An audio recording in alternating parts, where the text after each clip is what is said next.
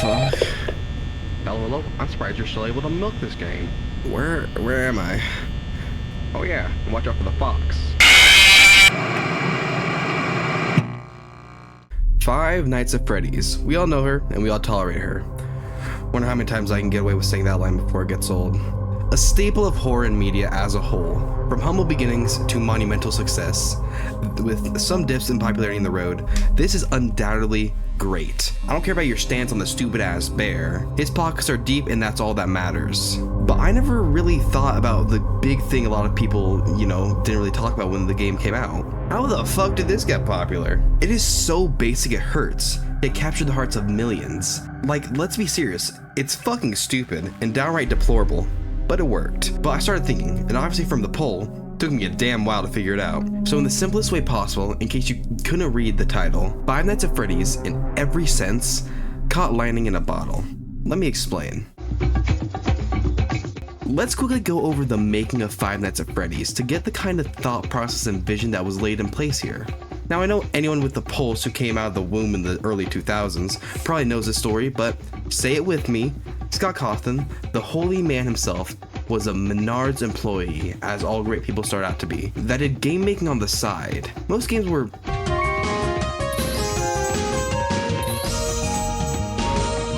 definitely attempts, if that's what you call it. To be fair, the indie scene isn't like what it used to be now. It wasn't that easy to just make a smash any game and let the money flow in like the river. I also think a problem was how Christian some of the games were. Not digging at the belief, it just restricts your market by a good bit. And with his latest game, Chipper & Sons Lumber Company had some criticism. Mostly, why the fuck does it look like ass? And make Five Nights at Freddy's. They look stiff, bricked up in all the worst ways. What did he say? And it was a bit unsettling.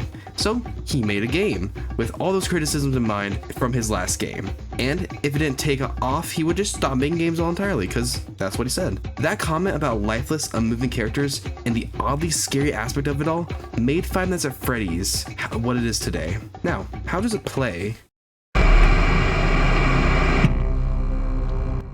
Is that piss in my pants? I won't even lie, it's a goddamn good opening. It gives you the warning and then bam, title card, and an eerie ass weird sound effect. It's just iconic. Okay, now that that's said, let's go and see what this game has to offer. Depression. This game stars the main man, Mike Schmidt, as he takes a new night guard job at Freddy Fazbear's Pizza. To be fair, I'd take this job over Walmart. It's your job to make sure no one comes into the pizzeria. The animatronic characters here do get a bit quirky at night. Scratch that, it's your job to make sure the animatronics don't come into you. The animatronics have to go free roam at night to make sure that their servos don't lock up, because Grandpa Freddy really needs to get in his steps for some reason. Now, how do you stop these furry friends from coming in to tickle you? I hear you ask, you stupid man. You pray. You have two light switches on both sides along with two door buttons that make these come down. Who the fuck are you? Why in God's earth do we need some nuclear level doors for a band of animatronics? More importantly, if they know how big of a threat these monsters are, why even have a night guard? Each of the core four do something funny to get you. Bonnie and Chica are both pretty similar. Bonnie is fast as a bunny, so he quickly comes at you from the left side, while Chica is as fast as an obese chicken that will eventually get to your right. See, each night you have to worry about a new beast. Night 1, Bonnie. Night 2 is Chica. And Night 3 is an offender. Foxy the pirate, who is out of service, will eventually leave his cove after a while. He sprints after you from the left as if you were his prey. Kid. And to make matters worse, he steals some of your power. Somehow. He is a shy boy though, so as long as you periodically look at him on the cams, he won't move like any other Diddy. Speaking of shy, in Night 4, you have Freddy. He likes to hide. Similar to Foxy, he won't move if you're looking at him. Cool, but your view of him does get obstructed if Bonnie or Chica's fat ass come into the room. He will eventually try to slink in through the right, and if you don't close your door suspecting his rival, the countdown starts. Now what's stopping you from denying reality and just closing the doors? The bills. See, you have only so much power because the job description didn't just say cruel, it also said unusual. You have to make sure that your power doesn't get to 0%, basically forcing you to try and conserve at least a bit of power, which can be abhorrent when you're constantly on the edge of some Rule 34 chicken coming to try and nab ya. As the nights go on, you feel an air of mystery about this place. The phone guy alludes to things not only going wrong on his side, but also other events like the bite of 87. There are also scraps of newspapers each night describing to you an incident that would eventually close the place, titled the Missing Children's Incident.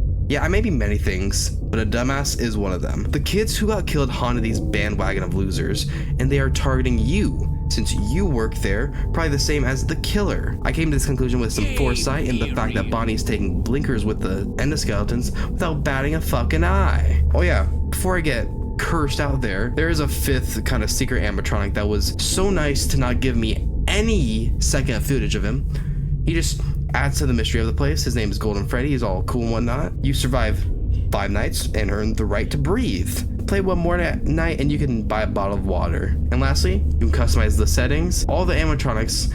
Basically, here's an Easter egg and here's your termination. And by the by, sound work for this one is, in particularly, no joke, no nothing, is fucking immaculate. It all gives into that sense of uneasiness and dread that slowly builds up over the night. Whether it's the whirring of the fans, the soft and loud thumps of the animatronics moving, or the distorted and pitched audio of kids in silent agony. It's one of the few reasons why this is considered one of the greatest and the only like true scary Five Nights at Freddy's besides maybe the 4th. That's all. Fuck. Hey, if you're enjoying this video and would like to see more, consider subscribing. It would make my day and gets me one step closer to 1,000 subscribers. Thank you.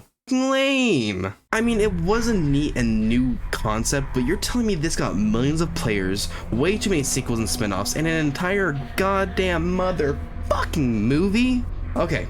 Lightning in a bottle refers to something profoundly skillful and lucky. It's a 1 in a million chance that you would get struck by lightning and you just so happen to catch it. You know, look at the crotch in the sky. So I think the best way of explaining this for FNAF's case is by breaking it down between both luck and skill. Starting with luck. Let's all be honest, you wouldn't be here without him. Markiplier is one of YouTube's biggest creators and arguably maybe the biggest gaming creator. He was the man for watching new horror games, since that was the thing he did back then, and it just so happened that he heard of FNAF. He played it, made a video on it, took a nap. Well, that was unexpected. Yeah, it kind of blew up. It became the game from him. Everyone and their mom knew about it. Now, he wasn't the only big one. A lot of other gaming YouTubers also gave it a shot, only giving it, you know, more eyes. That was about it. But the only other big YouTuber of note would probably be MatPat. He did a theory, la-di-da, it's kind of in the name. But this propelled another big aspect of the game into the forefront, the story. It was a mystery and left many holes that were just aching for MatPat to fill.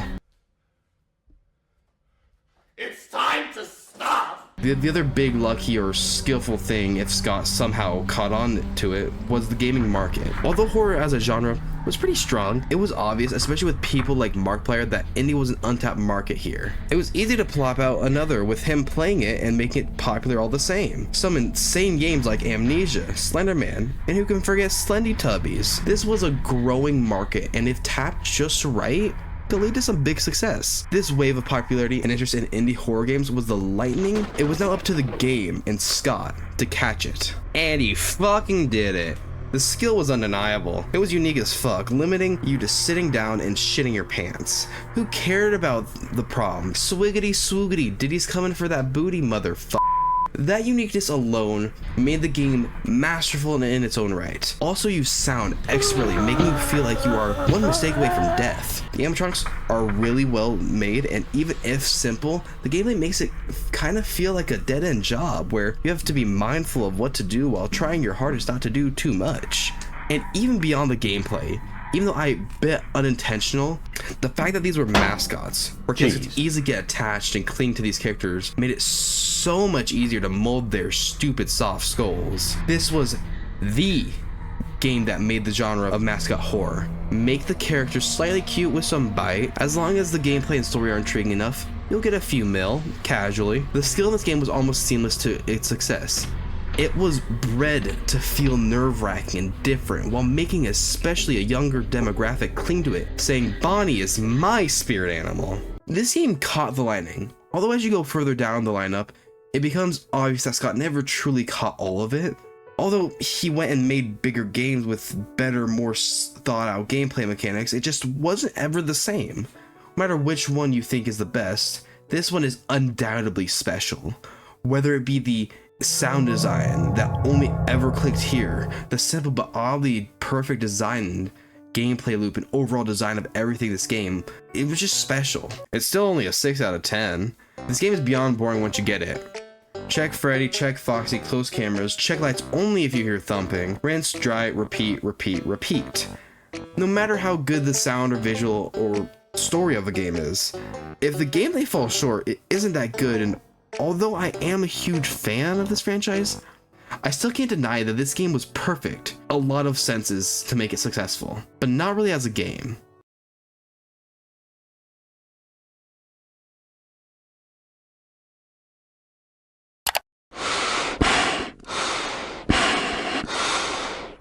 Fine, 10 out of 10. Thank you for watching. This is a kind of a series that I might want to start, where I will go and do my normal series of games and ask overly complex questions about a game, just with FNAF only. It's the game I grew up with. Sue me, I don't care. Comment your thoughts down below. Please subscribe, it would make my day. I'm really gunning for 1,000 subscribers, and until next time, see ya.